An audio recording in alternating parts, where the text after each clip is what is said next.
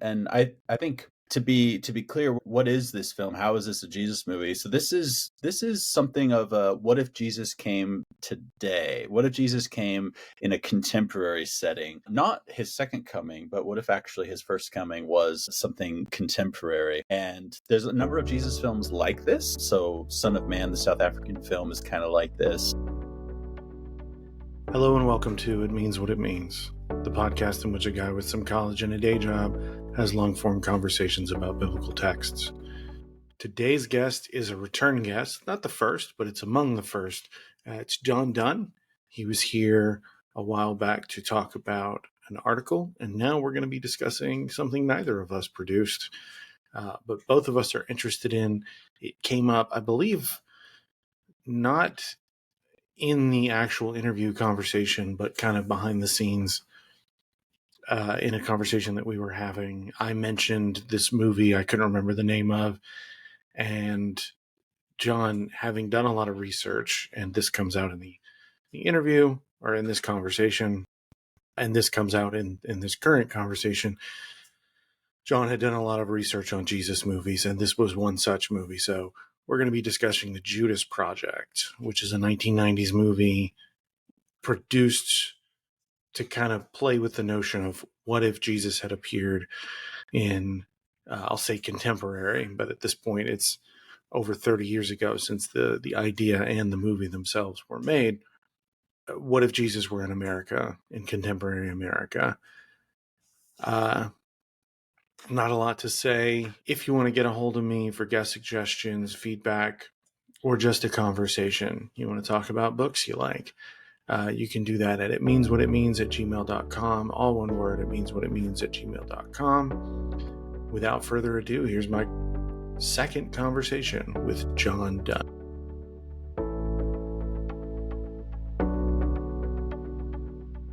John Dunne, welcome back. Thanks for having me again. So for listeners, if you want to go back and hear a more detailed introduction from John Dunne, episode 38 came out in October 2024. That is out there. But today we're going to be discussing a movie, The Judas Project, because John mentioned that he likes Jesus movies. Is there anything that's happened since we spoke? I don't know. I don't even remember when we recorded last time. But in the months since we spoke, is there anything new you'd like to tell us about yourself? Oh, well, I've been actually finishing up a book on Jesus films. It should be out, about this time next year, 2026. And I've co-written it with my colleague, Dr. Janine Brown. And so the Judas Project is one of hundreds, literally, that we engage in this book. And the Judas Project is quite unique, so I'm glad we're talking about it. That's one way of describing it. Okay, so diving right in, I'm going to try to do the beats as well as I can. So you open up, it's nighttime, there's helicopters, there's, I guess law enforcement vehicles, there's guys standing there holding weapons aimed at a dude, and he's just standing there kind of passively. Another man walks up to him, and then we cut to another scene on the beach. Someone has drowned. A woman is wailing in mourning because it was her son. And this same man from the last scene who was standing passively brings the boy back to life and then just leaves. Mm-hmm. And then we see, he's out there teaching. I do want to go into that beach scene more in a minute, but he's out there teaching. I'm trying to remember what happens next. There's so little in this movie that it's weird that it's hard for me. I think the next bit is they're at a diner. It's like Judas, Peter, and Jesse. Jude, is it Jude? Yeah, Jude, Pete, and Jesse. Yeah. Oh, is it just Pete? Okay. Just Pete. I think somebody does call him Peter once, but he's just Pete for most of the movie. Okay. Yeah, so they're in the diner, they're talking. Eventually he is invited by George Costanza's boss from the Yankees to a meeting of a secret cabal of people who control the world. Uh-huh.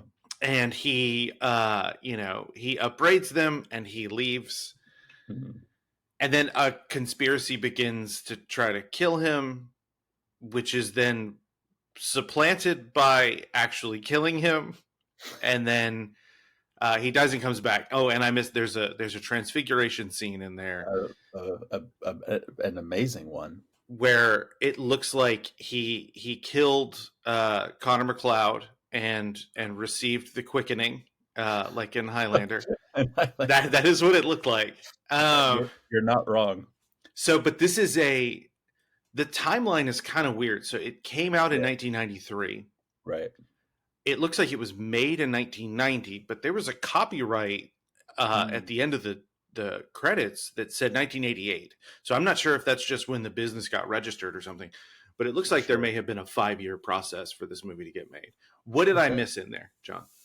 Oh dear. Well, I think as a flyover, that it really kind of encapsulates it, and I think to be clear, what is this film? How is this a Jesus movie? So this is something of a what if Jesus came today? What if Jesus came in a contemporary setting?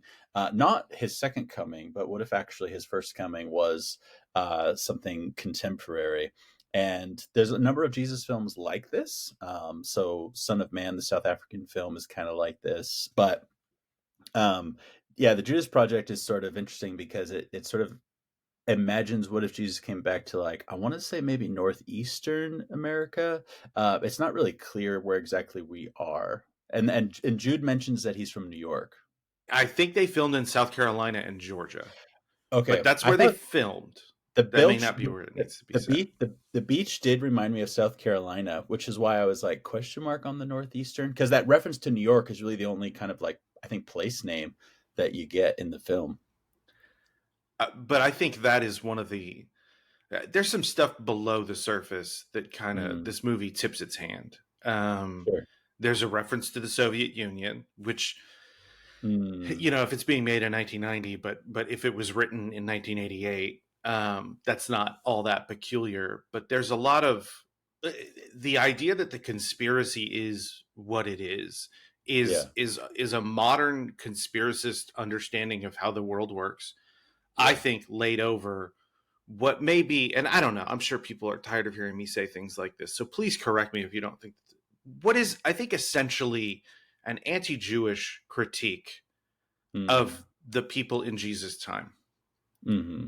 Because there's a church, there's the church, Yeah, which yeah, which doesn't make any sense given, like, what I just said about what if Jesus came today? It's sort of like, well, then what is the church? Like, what is its teaching? And the whole kind of conflict with the church in this film, which you're right, I think is a kind of veiled anti-Jewish sort of thing. But uh, what sort of does this church believe? What does it espouse if Jesus is just now coming on the scene? It's kind of hard to connect those dots.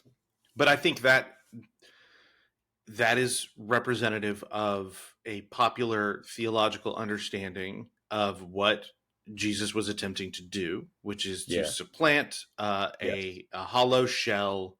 Yeah. We can blame Martin Luther or any number of people even before him, that that anything preceding him was a hollow shell. There was no substance. I'll Mhm. say this movie made me thankful for the Matt Deasons and Andrew Rilleras out Yeah, there now who were like, hey, maybe we haven't been doing a good job of understanding these things. We don't totally, necessarily have totally. to be on board with them in our lives, but Paneras, Daenerys, that's right. Poneras, is kind of like the. I couldn't tell if he's supposed to be like Pontius Pilate or if he's like I think he's an Caiaphas. amalgamation of religious figures. Yeah, you're probably right about the amalgamation. I think Pilate is the other one. Cunningham, Yeah, I Arthur think I Cunningham. I think Cunningham is Pilate because Cunningham is the one who says, like, I have the power to, crucify you or whatever, and that's I think drawing upon Pilate, and then the Ponderous character, he says, wouldn't it be best if one person dies for the sake of the whole nation or something like that, and that comment is very Caiaphas from the Gospel of John. So I think that's kind of how the sort of figures sort of play out.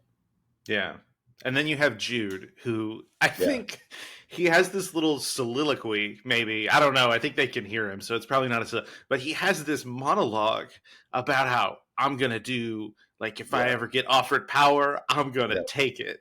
yeah, And it's such a ham-handed, right, like, we already know the guy's name is Jude. We know who yeah, he's supposed to be. yeah, I feel like there was too much weight put on the conspiracy attempt for mm, power of it all. And maybe yeah. I'm wrong. Is there a better way to understand Judas from the Gospels? Well, that's one of the classic things about Judas is that we don't really understand his motivations. So the Gospels, and it depends on which one we're talking about, but they kind of give us little like glimpses.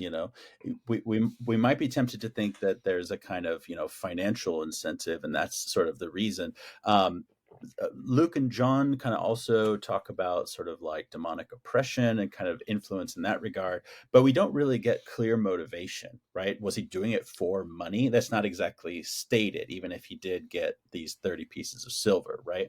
So, and I love that scene when he tosses the briefcase and the silver bars come out. Yeah.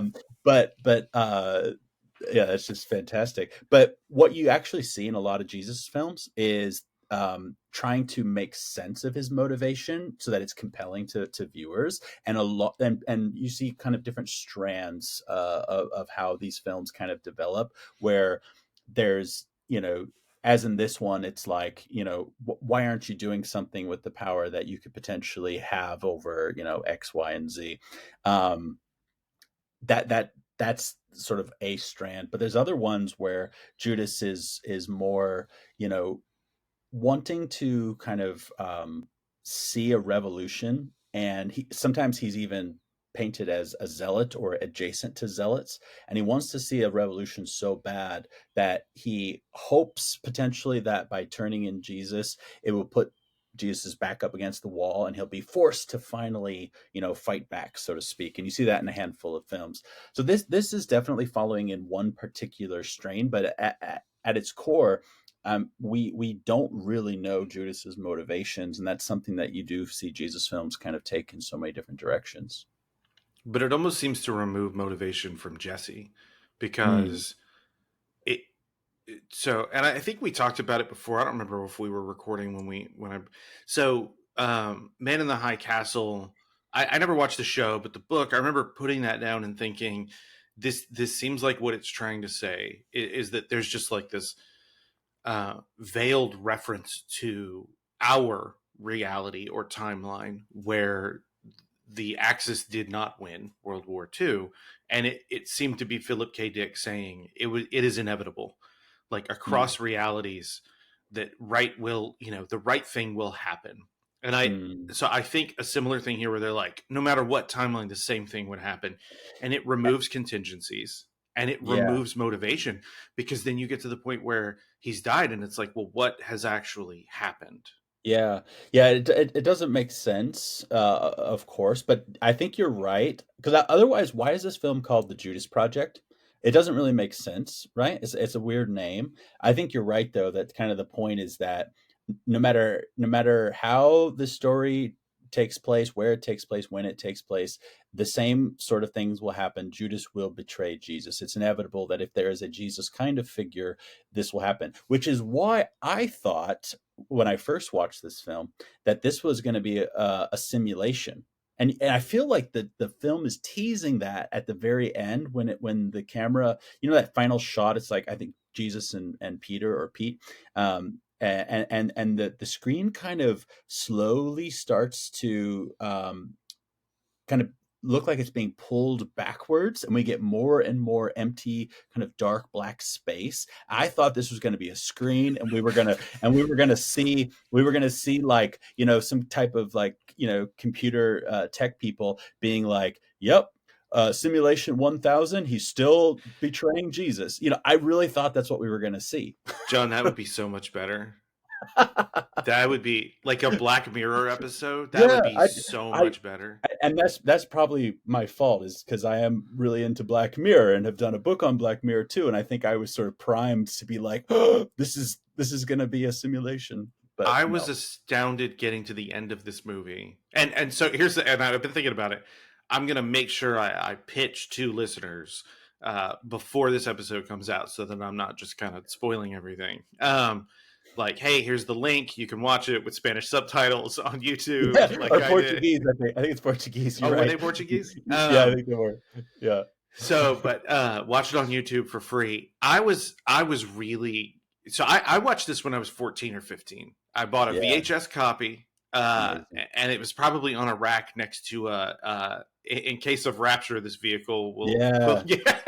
I No, remember I remember seeing the VHS as a kid, and I remember it just had this. I never watched it, but I remember it just had this like kind of outsized sort of like role in my mind of like, oh, that shot of him with his back to us and these helicopters sort of peering down. I yeah. think I was expecting a different sort of film actually what it ended up being based upon that cover even. I think it tried to be that film, but Hmm. there's not a lot of there. Like, not a That's lot true. happens. That's But true. when you get to the end, it's like, wait, how is this 90 minutes long? And Yeah. it took all of that time, but I don't know what happened. And That's good. Yeah. I mean, Yeah.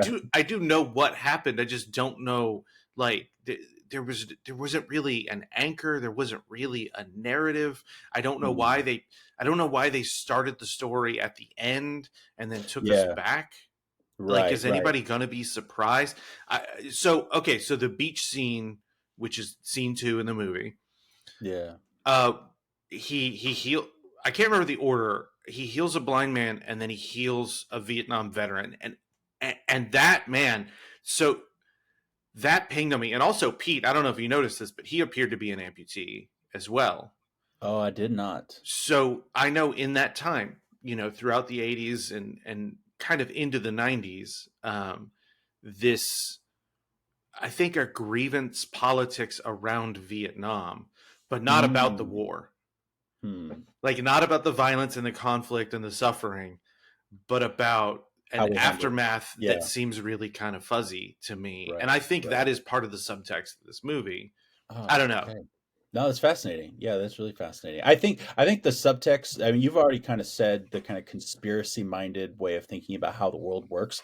I think the cabal that you talked about certainly plays into a certain type of dispensational way of thinking about globalism and this kind of one world order, right? Because when those world leaders are all together, really what they're trying to do is they're trying to offer Jesus to be the king of this world government, and that's what Jesus is declining, which is a really strange, again, if we're thinking about these characters as being like sort of stand-ins for Caiaphas and Pilate and all this, it's really strange actually that this is the wrinkle, that they want him to be in charge, they want him to be king, and he's like, no, I don't want to do this, and they're like, well, then let's kill him.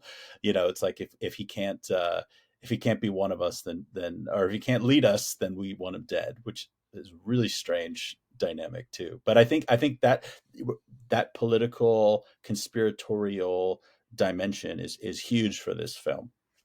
It's, I remember thinking at a couple of different points, this is probably the most boomer thing I've ever seen. Um, because the critique is critique, and there is legitimacy, and yet there is nothing on offer Mm. by way of solutions. I mean, it almost seems like, kind of a montage thing. He's out on the street. He sits down next to a prostitute, or no, sorry. I guess it's like a homeless person, possibly an addict who's passed out. He sits down next to them, and he sees a line of sex workers Mhm. walking out of a building, and he tells the last one, you deserve more. I think I should have made a Yeah, note of what he said. And then she ends up right. being in the funeral procession, which was a wild scene itself. Yeah, yeah. Pete, who has betrayed Jesus, much as his Mhm. character, again, Right in inevitabilities. front of his face, right in front of his face. Very, very different, very Yeah. different, very different sort of take on that. So hold on. Yeah. So how do the Gospels depict that happening? Well, just to say that this is one way of visualizing it, and it's distinct. It's like Pete is literally right in front of Jesus saying, I don't know the man, or whatever he says, which is like really hard to believe that he would say that right in front of him. And we arrested you together. Yeah, yeah, exactly. Yeah. it reminds me, the comedian Tom Segura has this, he has this bit about, I think it's First 48, isn't that, that's one of those shows where they follow cops in the first 48 hours of a murder. Oh, And he's okay. like, the interrogations are always the same, and they'll be like, they're looking for a dude, and the guy they're interviewing is like, I don't know, no dookie shoes. That's what it made me think of. And then they show him a picture of him with it, and he's like, I mean, I seen him, but I don't know him. Because that's what Pete does. He's just like, I don't know that dude. And it's like, bro, he's right there. And we picked you guys up together. What are you talking about? And That's hilarious. it's just like, well, he's got to do this. And so I think about Mark Knoll a lot. I read Mark Knoll as a teenager. I still read Mark Knoll. I'm happy to have had him on the podcast. But then I just finished a book called Turning Points in American Church History, which is very much in his style of thinking, because it kind of takes his turning points model more broadly and puts it. And there's a part in the civil rights chapter where the author Alicia Kaufman, she talks about how history is contingent, and I really think that's an important thing for us to think about, particularly. Okay, if you're a believer and you believe that there was, an actual literal historical man named Jesus who had a following and he was crucified, like, even if we don't get to the resurrection, let's take everything up before that. I think it's important to understand why that happened in his world. It is so foreign and abrupt and silly even to cast a crucifixion in American history when we have an analog for a Yeah. shameful state-sponsored murder. Yeah, James Cone. Yeah. Yeah. Yeah. Yeah. The Cross And and the Lynching Tree is a great, yeah. and it's so tone deaf. Okay. Yeah.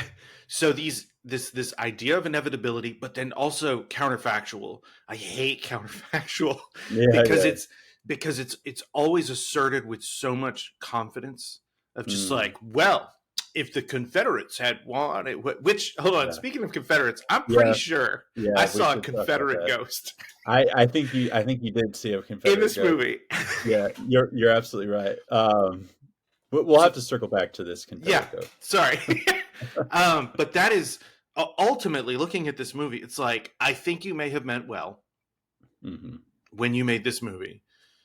However, these are all the problems. And I don't, I didn't invite you here for us to rewrite the movie, but Mm, in addition to lynching, which would mean you'd have to recast the role of Jesus. mm, And hmm. so would it scan with the audience you're aiming it at?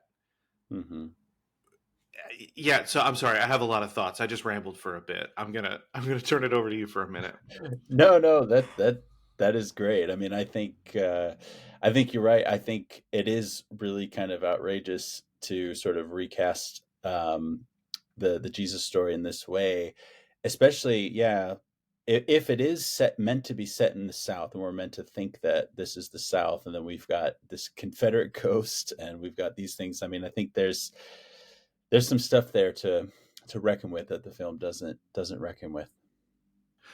And so, again, for listeners, if you've decided not to watch the movie, so what happens is Jesse gives up the ghost, and then we cut to Ponerus, whatever, and he's in, like, he runs away and he ends up in a cemetery, and he's in the graveyard, and like the tombs start opening, great, and ghosts start coming out. John, I think Yeah. I know what that's supposed to be. What is that? Yeah, yeah, yeah.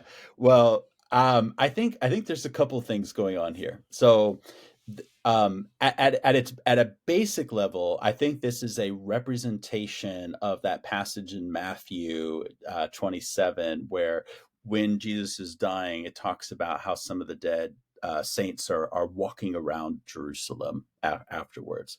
I think that's part of it. I think this is the Judas Project's version of that. Now, it should be noted that amongst Jesus films, you do not get this scene except a couple of different times. You don't get something like this scene. The idea of like having some resemblance of that moment in Matthew.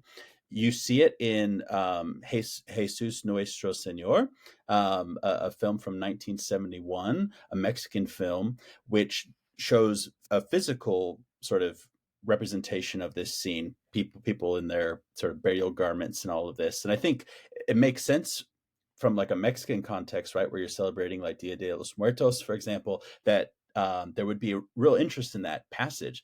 So I think there's a kind of cultural thing there.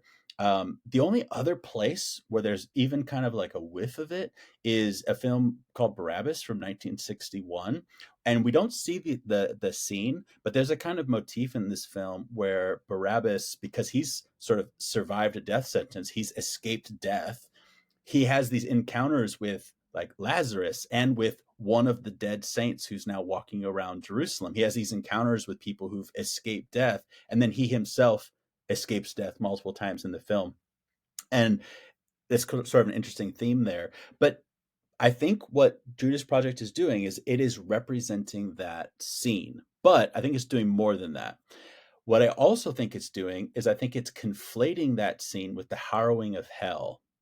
This is the tradition that while Jesus was dead, he descended into hell and led a host of captives out of Hades, I should say, into the presence of God in his like resurrection and ascension.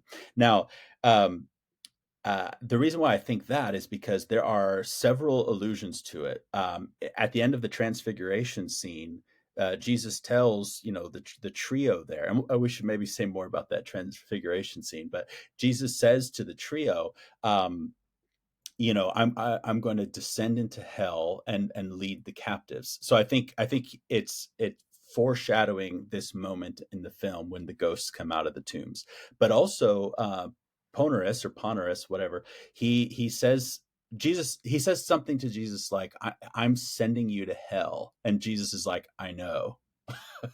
But then the other thing, as you said, when Jesus dies, he gives up the ghost. What we see is we see literally this kind of like phantom sort of like apparition come out of him and then turn into a gold orb and then plummet into the earth.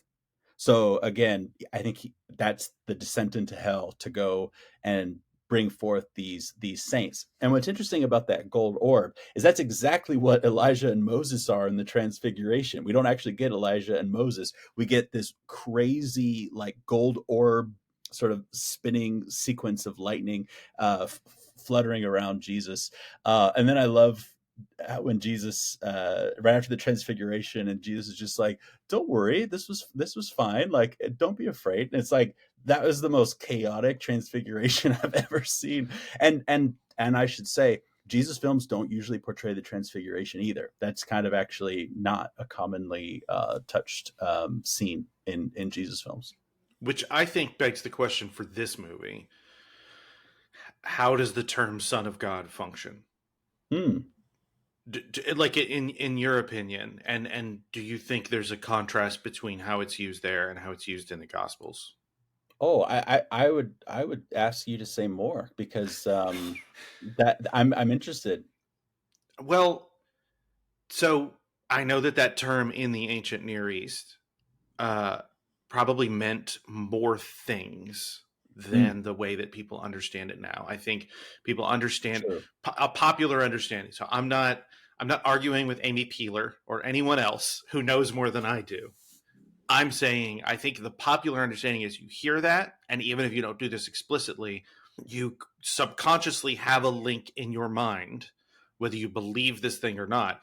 This is purely an ontological statement, right? So it is a statement of the divinity of Jesus, because if he's God's son, he's God too.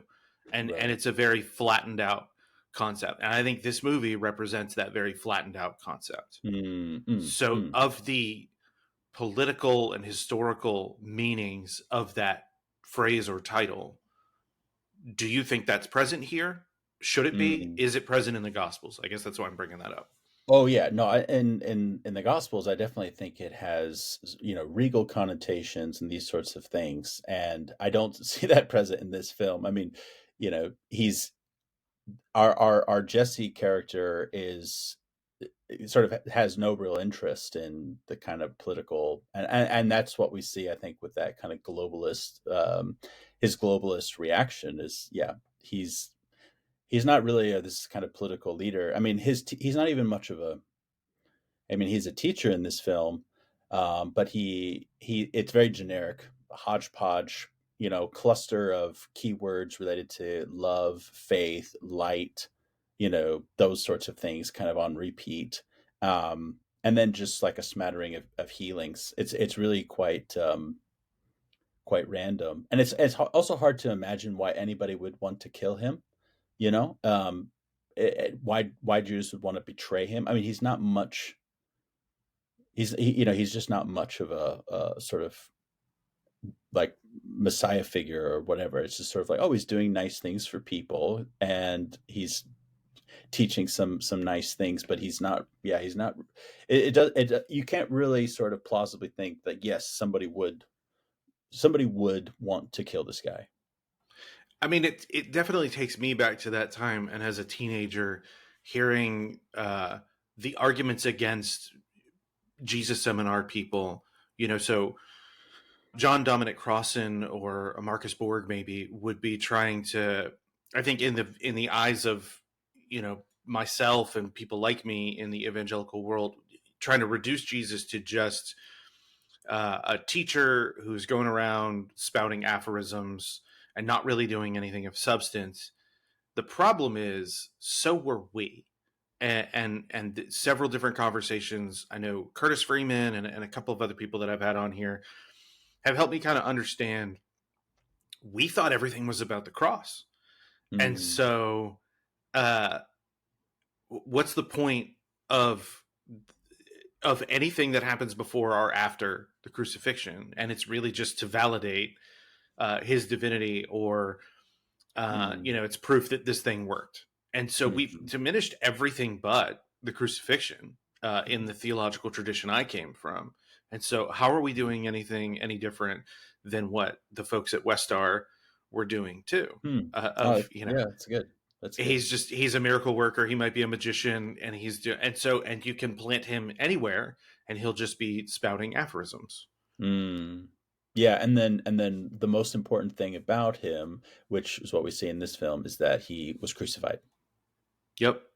And there's no depiction, which obviously the New Testament doesn't stop in a depiction. I know it's easy to think, or at least to be taught that it does, Mm. but Hebrews. So, like, if you're Yeah. gonna make this movie, I don't know. It just seems like it's a very narrow point of view that is very concerned with communicating the inevitability of this thing.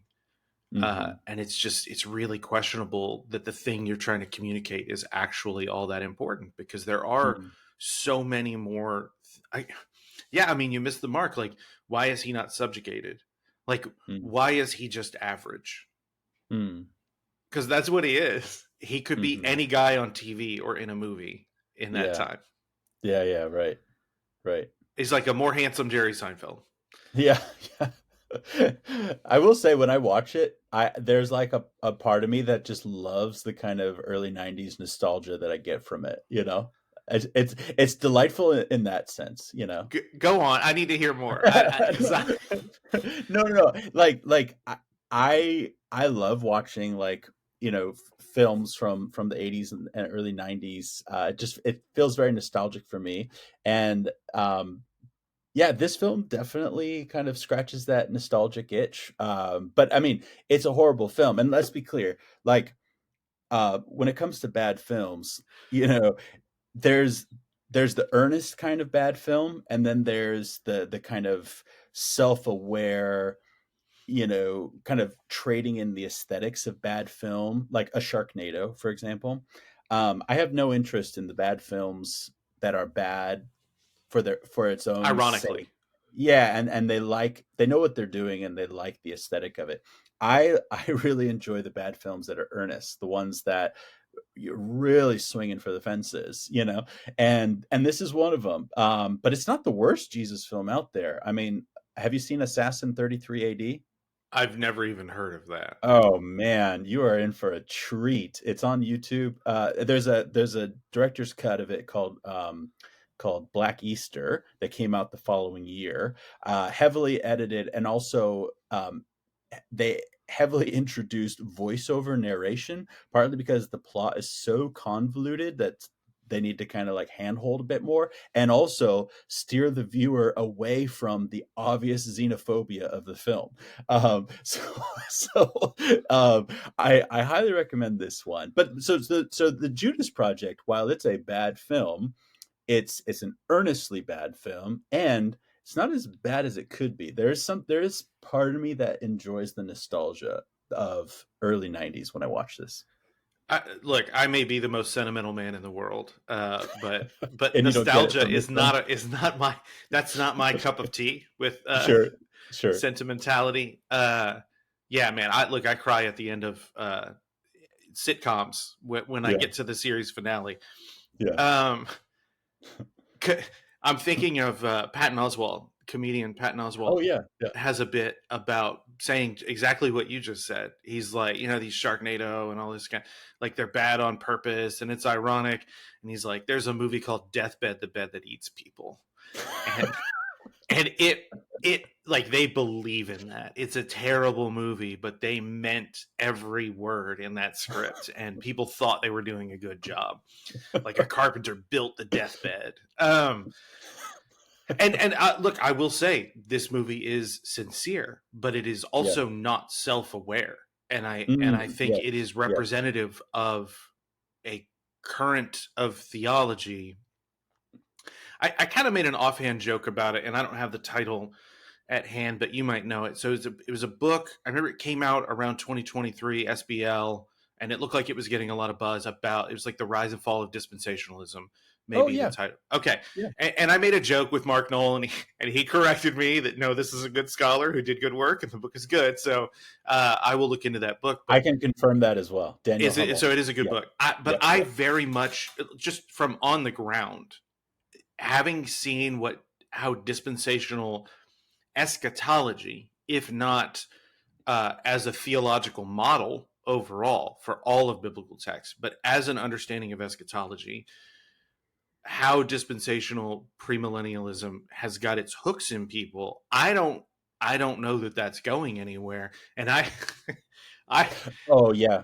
And to clarify, what he means by the fall is not that dispensationalism is going away, but that specifically in this kind of like this particular storyline of its ascension to this kind of particular place of like you know having this kind of I don't want to say stranglehold, but this sort of large role in Christian circles, but also the kind of academic side of that too, where it is not the sort of powerhouse that it used to be. That's not to say that there aren't dispensational academics. I know many, and it's not to say that there aren't that dispensationalism isn't hugely influential in our churches, even if people have never heard the word before. It's just to say that there is a kind of story there of a kind of with a kind of clear ascent and sort of decline, and that's really what he's doing. He's writing as a historian, but yeah, I think I think the vantage point I'm seeing though is the term evangelical on the ground seems to be shifting from the kinds of people we would think of when this movie was being made and when it came out, yeah, and for maybe 10 or 15 years after that.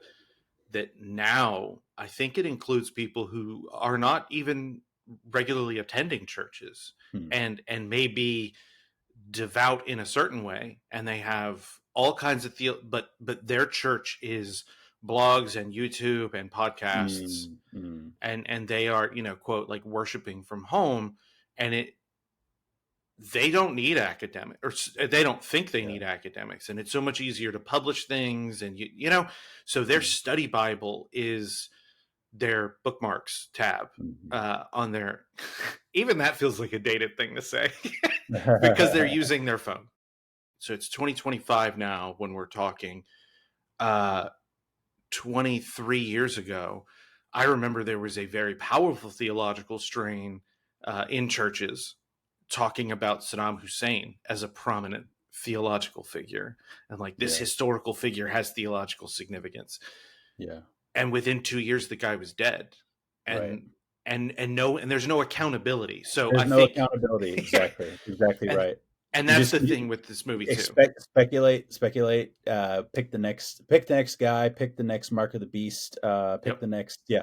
It just you just keep going, and yeah, that's something I constantly bring up as well, is that no one's held accountable for their speculations, and sometimes these speculations can be deadly. Like, the Mark of the Beast was the COVID vaccine, apparently, for many at one point, right? And then keep going. There's just so many examples of this, and it's rampant. Where it's almost like we're swinging from one Hal Lindsey to another, and it doesn't Mm, even matter really what the specific theological proposition is. And so I'm sorry that now this has turned into me kind of venting and and no, it's putting. great. Look, I don't think I spend a lot of time at least explicitly discussing this, but like this podcast was about curiosity for me, is Mm, about pure curiosity for me, but it is also about me working through personal mm, stuff. And I'm sure anybody who's paying attention can pick up on that, but I definitely don't try to bring it to the center. mm, But as I think um, religious or liturgical or theological engagement with biblical texts apply to society more broadly, I guess I just hope that this will be a space where, I know it's primarily been academics, but I am trying to go into more talking to people about the traditions that they come from. mm, And I'm hoping that maybe this will be a space for accountability. Like, mhm. I know initially when I brought this idea up to you, I said, "Hey, my favorite podcast is How Did This Get Made?" Turns out you're Yeah. also a fan. Yep, yep. I've seen it live too I in know, I'm jealous. Philadelphia for Dungeons and Dragons. It was beautiful, absolutely beautiful. They do such a good job. They do, So they I do. do recommend that to listeners if you want to hear bad movies be made fun of. Uh, and there was a part of me that thought like, yeah, we're gonna get on here and we're gonna bash on this movie. You know what? You're right though. They meant well. I think they were trying to Mm. do something. I think they didn't. Although hold on, I'm gonna interrupt myself here for a second. On the website, which I'll have in the show notes, the website that's still out there for this movie.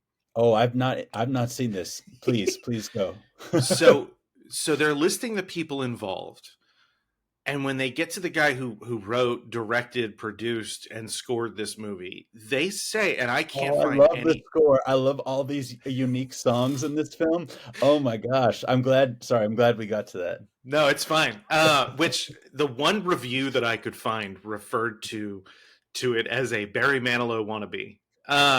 Is from the Austin Chronicle. But it refers to him as Oscar nominated, and I'm like, oh, for something. But it Wow. looks like it's saying he was nominated for best score for this movie. This movie. And I looked on the Wikipedia page for all of the best score nominations, and I went to 1993, and I didn't see. It looks like two from The Bodyguard, which I'd forgotten had come out that year. But so The Bodyguard Mm. came out that year, and then another movie also had two. And these are really huge movies Was that he would have. nominated for anything else? I didn't. So when I searched that page for his name, I didn't Yeah. find it anywhere. Wow, wow. So I don't know what that's all Well, about. well, I don't know what that's all about either, but something that feels relevant to bring up is that the other film that I mentioned, Assassin 33 AD, which is awful, definitely worse than this film, thinks it's quite clever, also not self-aware, but also I highly recommend it. If you watch the trailer for this film, when you start watching it, it wants to make you think that this is a decorated film that has just won loads of awards. And maybe some of that is true. I have no idea. But I don't know where these awards are coming from. And I cannot imagine anyone doing that without any kind of sense of irony, awarding them anything. So, but it makes me wonder about some of these films that are off and they're sort of strange and weird. The people who produce them, they might have this sort of, misconception about how good their work is, slash want you to be convinced that this is actually excellent, and that borders on delusional if we're talking about Oscar nominated. My goodness, That's wild. Looking at numbers, I couldn't find out how much it made or it cost to make this movie. So I don't know what the relative is, but overall, this movie made well. So in its opening weekend, it made $7,506. Which fair enough. It's not a big movie. It was probably being screened in churches, that kind of thing. Mhm. Mhm. And then gross worldwide, it has made 2.8 million. Hmm. So, I mean, that's more than I would have thought. If you'd said 200,000, I would have been like, okay, yeah. So that sounds about right. But no, about 2.8 million. I couldn't find any reviews, so it doesn't have a thermometer or whatever they call it meeting. Mhm. Um, What about Amazon? Maybe on the DVD page. hold on, yeah, hold on, stand by, Okay, perfect, stand by. perfect. So there's only the one review from the Austin Chronicle. I found that. I'll have a link to that. That was in their archive. But the popcorn meter, which is like the popular Mhm. reception, it got 42%. Oh, Yeah. that's pretty good. Um, on Amazon, there are 60 ratings, right? So people went in and put stars. Okay, okay, okay, okay. 35 of those have reviews. Oh, oh, good. Okay. 17 of those reviews are five Or star reviews. wow. Yeah. Wow. That's Uh, impressive. like by far, 72% of them are Wow. five-star reviews. And some of them, I was reading them before we got on here this morning, and one of them is just like, I love this movie. I think this one said it's their favorite movie, but they were like, a lot of people are saying things about this movie. I bet they haven't seen it, and I bet they're not educated. And I was like, well, fair enough. Um, I know that's not applicable to you, John, but sure, whatever. Um, yeah, I think what people liked about it is the novelty, Yeah. and that is another boomer component to me. Is like, Mm. oh, it's novel, and we're using our technology to like get at young people. And this makes me think about a movie. Look, I'm not like a film studies person, but I have this Mm. thought about like John Hughes made all these movies for Gen X teens, but he's Mm. not a Gen X teen. And I think so much of Gen X identity and understanding is predicated on a view of the world that came from a much older person. Mm. And I wonder how that, if there's a waterfall effect, like how much of the Gen X truth about cats and dogs or whatever reality bites kind of stuff that showed up as you and I were younger. I Mm. wonder how that influenced our thinking, it just being predicated on an older generation. But Mm. yeah, sorry, again, rambling. No, it's great. Yeah, I don't see any. The most recent one I see in here, the reviews, is from 2019, and that was just on the DVD itself. They were just telling us that it was in good Uh, condition when it showed up. Yeah, I had a VHS copy of this that I bought at a Christian bookstore, yeah. which so I guess again the nostalgia thing, maybe it did hit me because I was like, I don't even know where to find a Christian bookstore Hmm. anymore. I Right. think so I live in Or a Houston. VHS or a VHS. Well, no, I know I could go online and find a VHS if I Okay, wanted to. okay, okay, okay. Um, but I will say this came out at an interview recently.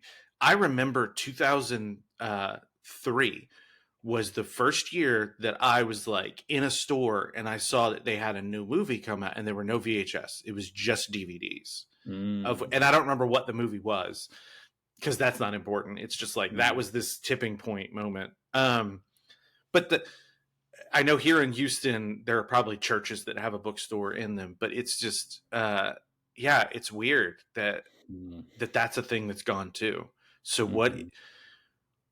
what is the pipeline for these things? And it seems like that pipeline is actually bigger. Going back to what we were talking about before, like the internet, you can still have a very insular community uh, that would obviously probably not this movie, but whatever the new version of it is, you could put it out on YouTube, probably spend less money than they did relatively, Mm. and produce a better quality visually, like a film. Produce it. Which actually, so I know it's not an analog for this, but right now I've never watched it. But this Jesus show, I'm forgetting what it's even The called. Chosen? The Chosen? The Chosen, yes. Yeah, Like yeah. it seems like it's really popular. Yeah, it is. It's huge. Okay, and is that, I don't know. I follow some of Dr. Laura Robinson's threads Oh on yeah, that. yeah, yeah. Is that a thing that's come out of church community, or is that just like mainstream pop culture being produced? So it is a crowd-funded, and I actually don't know what their sort of financial situation is, but I know that they rely heavily on support of viewers and all of that. So it's a huge thing, though. Absolutely, it's massive, and it's good. I mean, it depends on what your metric of good is. When I say good, I'm not sort of giving the thumbs up to all of the various decisions that they make, many of which I scratch my head about. But what I mean is like as a TV show, what it's aiming to be, it is a good TV show. You know, the acting's good, the characters are developed well, and there's good dramatic tension. Um, it makes a lot of interesting decisions, some of which are kind of compelling, and some of which are fanciful, and maybe they've misunderstood this or that. Like I said, I have my own sort of quibbles with a handful of things, but on the whole, I do think it's one of the better sort of cinematic productions. It's not a film, but I sort of think of Jesus films in a really broad sense of kind of audiovisual recordings of any kind of story related to the Gospels in some way, even if it's transposed to the contemporary period, like the Judas Project, right? So I definitely have a very broad, sort of generous understanding of Jesus films, even if, for example, it's not a feature length film. So The Chosen, I think if we take that kind of broad sense, I think it's one of the best productions out there. But it has its kind of like, maybe annoying, um, like conservative theological things that might sort of, like, oh, why are they doing that? There's some dispensational jokes in there. For example, like there's this running inside joke about the word soon, which of course, Jerry B. Jenkins is Dallas Jenkins' dad. So undoubtedly there's going to be some dispensational stuff in there, even if and I don't know Dallas Jenkins' personal views, even if he is not exactly that.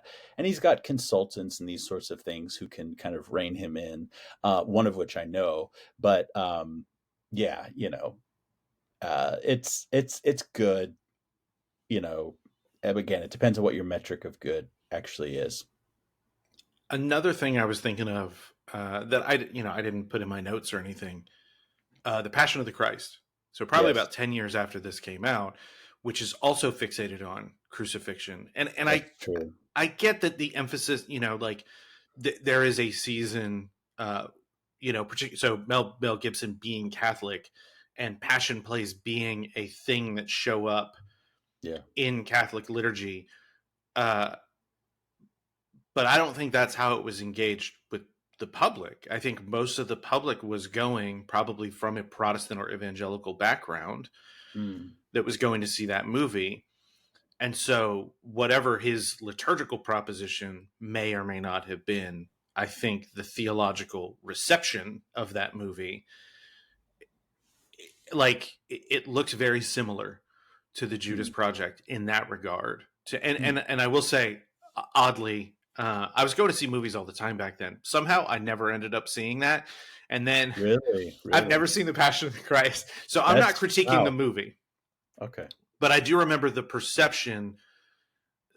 I think the way that it was described is like how grotesque it was, and this Yeah. is one of those personal things I'm working through. So I remember altar calls and that just being a part Yeah. of life. Yeah. Okay, but the tipping point for me was I was 18. I was a counselor at a camp, and they didn't do altar calls at any of the services until the very end. And I'd never seen that Mm. before. That was so weird to me. And I was trying to ask people, and no one would really explain to me what was going on. And then that last night we had and I was like, okay, but it was the most intense Mhm. and, in my opinion, manipulative. There was a Mm. guy in the back of the room with a hammer and a board, and he, as the preacher, sorry, John just made a face, as the preacher was speaking and things were, rising to a crescendo. Uh, he was hammering the board, Wow. And I remember the next day, which was our last day before we went home, at our staff meeting, uh, I kind of lost my temper and I Oh boy. was Yeah. upset about that, and because it was the last day, they were just like, yeah, we'll talk about it later, and then we're never going to talk about it. But for those of you who know, those listeners who know me personally, I have a temper, so I lost that temper in that meeting because it felt really manipulative. So Mm, jumping back to the Passion of the Christ, which was probably, I think, like 2-3 years later it came out, I hear that and I'm like, I don't need it. I'm not interested. No, thank you. I don't think I'm going to go see and learn anything from this movie about the crucifixion. And I think that it is just going to probably touch that nerve.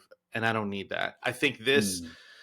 because it's a little bit more bumbling and not as Yeah. skilled artfully or Right. artistically That's as a very true. production, it didn't Yeah. really bother that in me, but it certainly did show up on my radar as like, Yeah.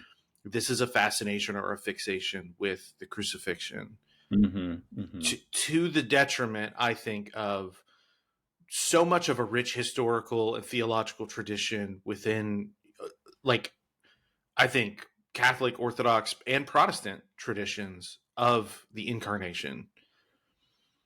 And I think a thing that people miss. So I remember in my youth group, I would go to these things called theological chat rooms at Second Baptist Church here in Houston, and I would learn about like the Council of Nicaea, and I would come back and I would bring that up in Bible studies, and people would be like, "Jared, you should stop bringing that stuff up. Like you're going to bore people." But every time I did, people were really interested, and I Mm, think people are more interested in actual contemplative, thoughtful, well researched, and well communicated mm, ideas than they mm, are.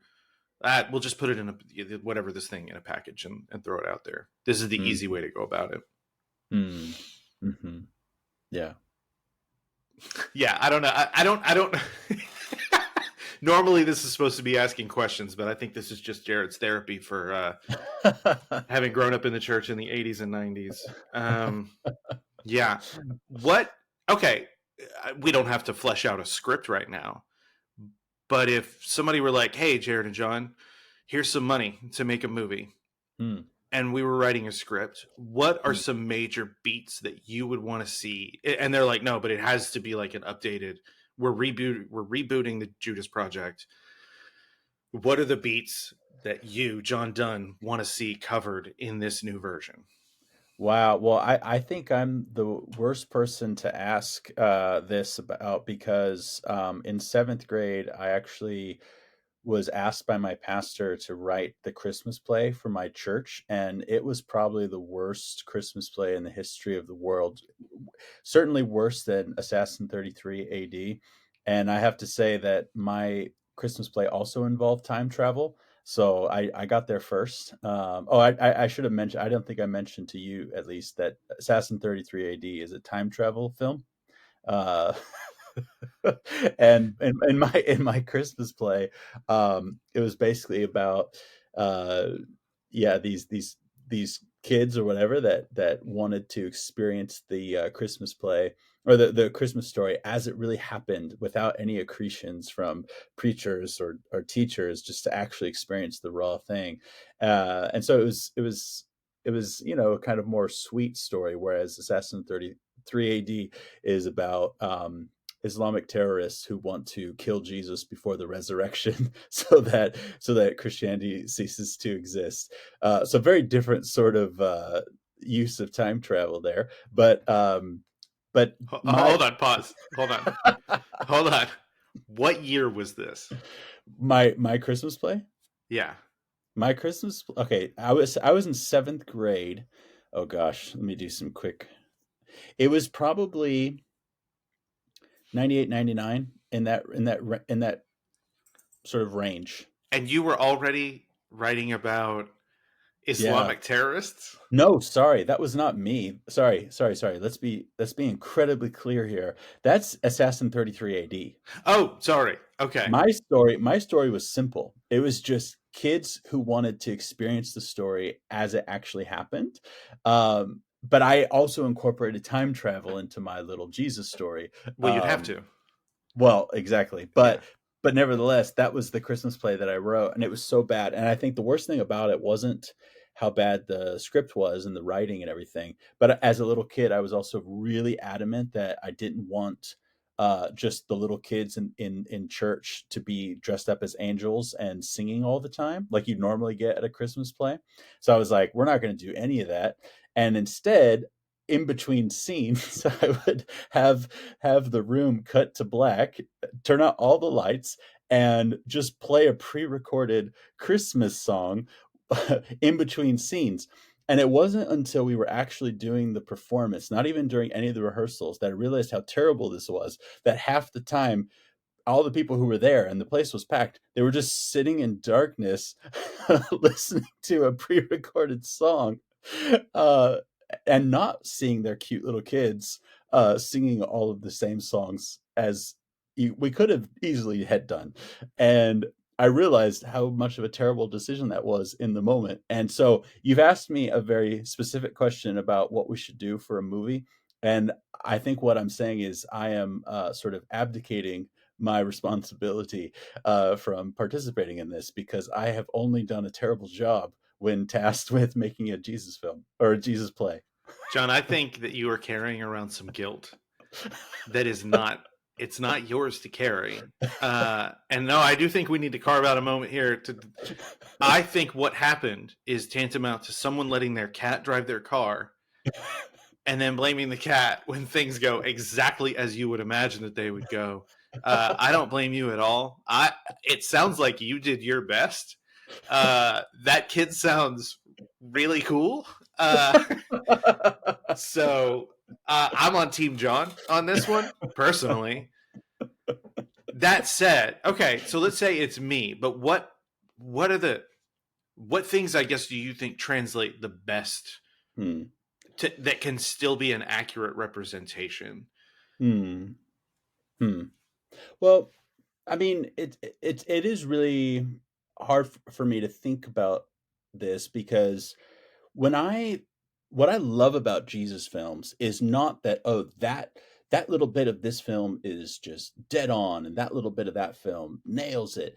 For me, it's more like I really appreciate the variety of ways in which certain episodes could be visualized, and it makes me realize that there's a lot going on hermeneutically when we think about what we're reading, when we visualize what we're reading. That's really kind of the aim of the book that we've just written, that I mentioned at the beginning. And because of that, there's certain moments, as they're sort of translated visually to film, that make me think like, oh wow, I've never thought of it that way. Not, oh, this must have been how it happened. It's more like, wow, why have I taken this for granted? I've just always assumed it happened like this sort of way, and it could have happened otherwise, or maybe I should consider sort of how I'm sort of directing the film in my head, basically, as I'm reading. Maybe I should consider directing it a little differently. So that's kind of more the angle that I come at. And so I'm more kind of just open to different sort of possibilities, rather than thinking this has nailed it, this is accurate, this is the best, etc. There's certainly things that I don't like, things that I think are ridiculous, of course, but oftentimes I'm just sort of in a kind of more of appreciative posture of like, oh, that's an interesting way of doing that, or you've connected the dots in an interesting way. I mean, let's be clear. A lot of Jesus films are bad, and there's a lot of Jesus films. So there's plenty of times where I'm just rolling my eyes and thinking this is cheesy, etc. Not as artfully done as you had mentioned, as one would hope. And I think that's really the main thing that I would think of, is just doing it well, like putting the right people around you, emphasizing quality. I think that just takes it a long way, honestly. um that really be kind of the thing I would stress, is like, let's make sure we got the right people doing the score. Let's make sure we have the right cinematographers, the right people doing the costuming. Oh, and knowing who to talk about with this. So for example, Katie Turner is someone who is an expert on costuming and dress in passion plays and in Jesus films. So having her, as a consultant, or at least having her talk to, the set designers, and it's kind of more of that thing that I would want. So I guess I'd be more of a producer than a writer here, or maybe just a consultant. That I would love to sort of just help to bring the right people in to be a part of a project like this, as a non-answer, but that's No, that's fine. that's what I've got. I'm just trying to rope you into making a Jesus movie with me. Oh, okay, okay, okay, okay. It's gonna be. Have you ever watched Community, the show Oh Community? yes, oh yes, the Abed's. Abed. Yeah, actually, there was a great SBL paper by Ian Mills. Do you know Ian Mills, I. colleague of Lauren? He Yep. he he gave a great paper on metamodernism, which is the postmodern critique of postmodernism. That episode where Abed makes this Jesus film kind of is a great sort of representation of it. I don't know if Ian's going to publish this. I hope he does. Ian, if you're listening, you should. But it's great, and maybe you should chat to Ian and Oh, I'm gonna bother him. yeah, Well, good, good. yeah. No, I'm gonna bug him about this.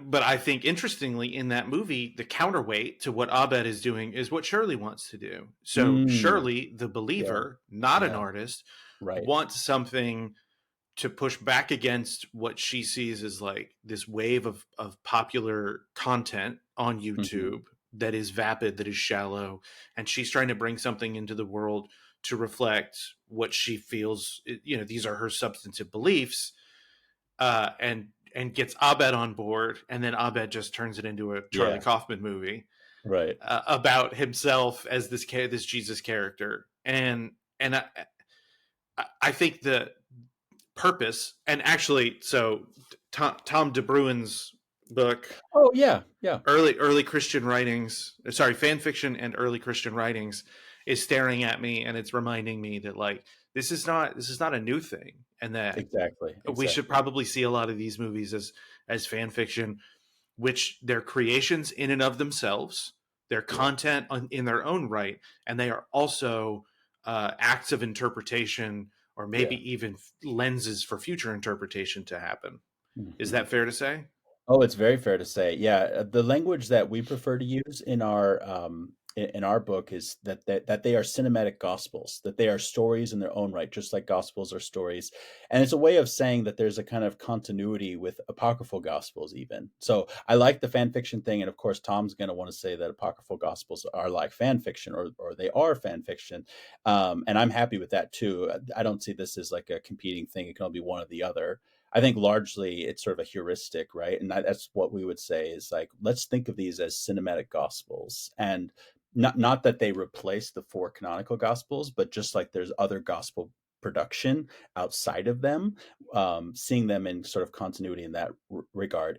No, of course, a different media, right? Than what we see with the gospels. And I like Nicholas Elder's work on gospel media, who highlights that each of the four gospels are themselves a different media. And so thinking about then these cinematic gospels, these films, it's just the translation of the Jesus story to yet another form of media.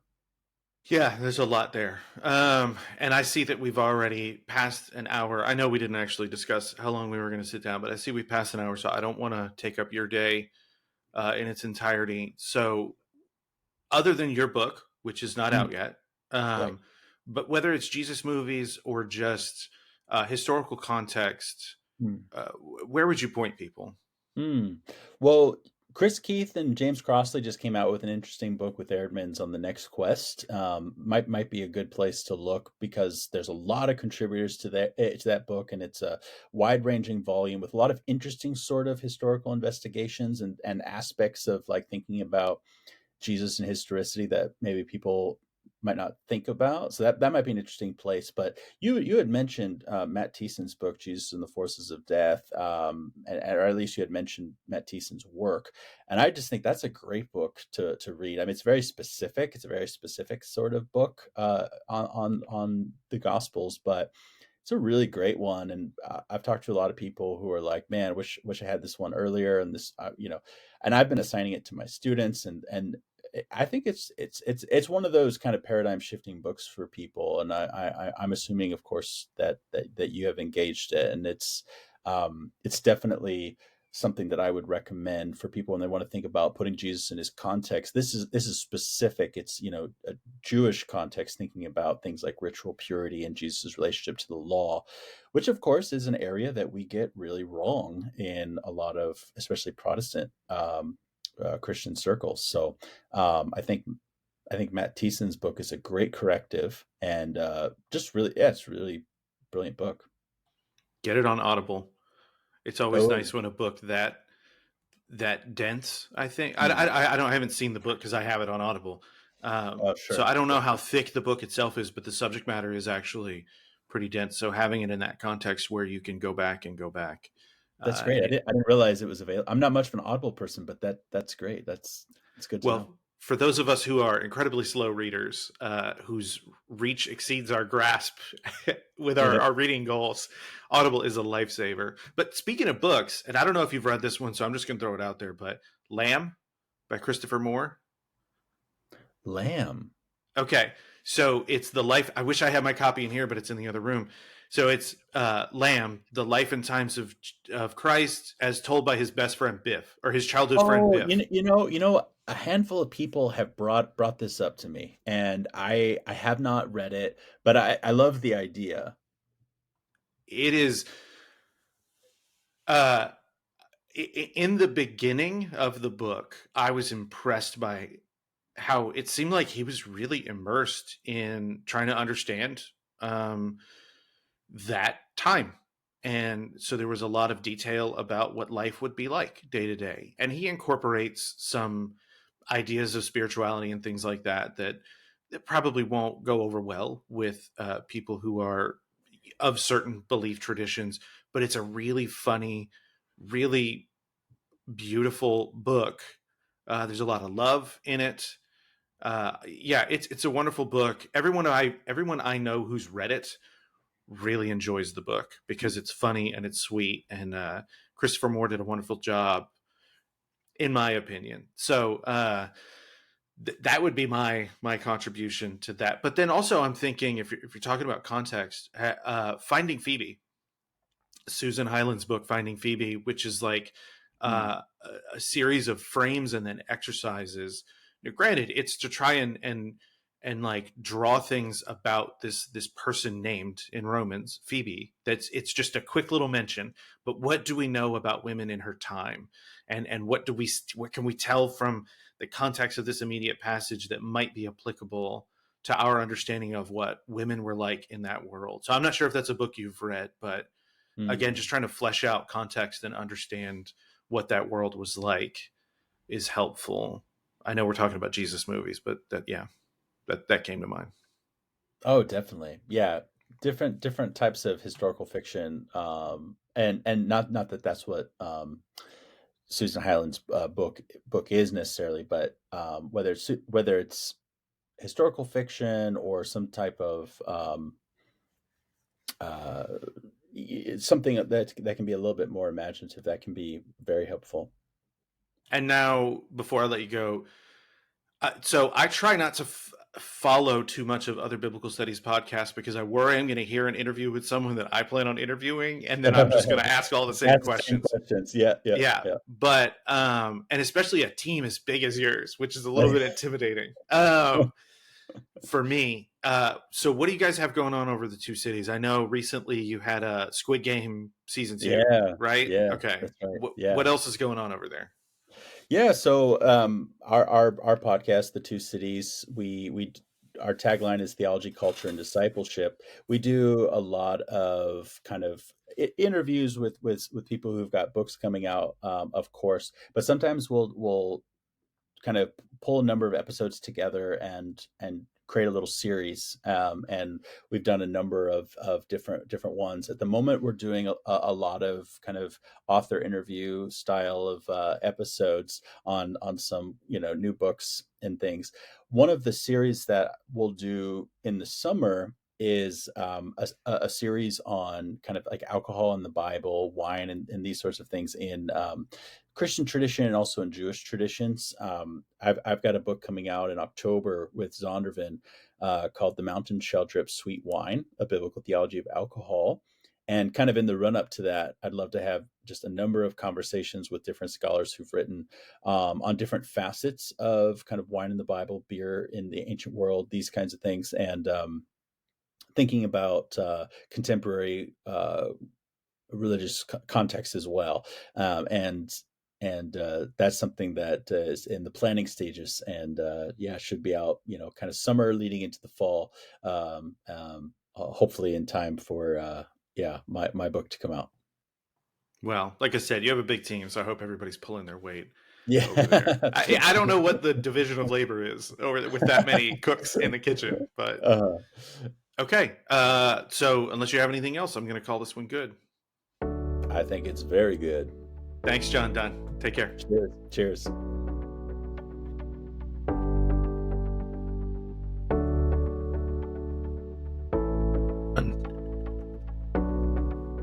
Thank you so much for listening. Next week's guest is Constantine Campbell, and we'll have a quick preview of that. But I do want to say, make sure you go check out the Two Cities podcast, the work that John Dunne, Brandon Hurlbert, and I think 15 other people that they have over there. They do a lot of interesting stuff around biblical studies, religion, theology, popular culture even. And so I know they don't need the signal boost, but if you're listening to this and you've never heard that podcast, they're doing some good work. I highly recommend them. So without further ado, here is a preview of my conversation, which will be available next week, with Constantine Campbell.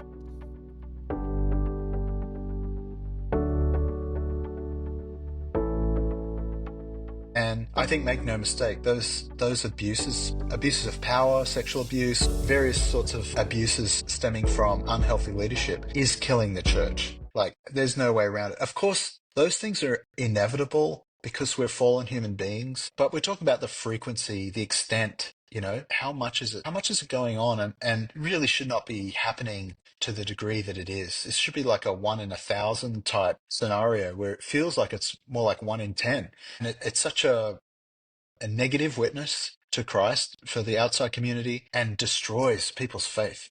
Something really has to be done. There's a major cultural problem within mainstream evangelicalism in the megachurch sort of movement, the celebrity movement, that is incredibly unhealthy and is not leading people to Christ.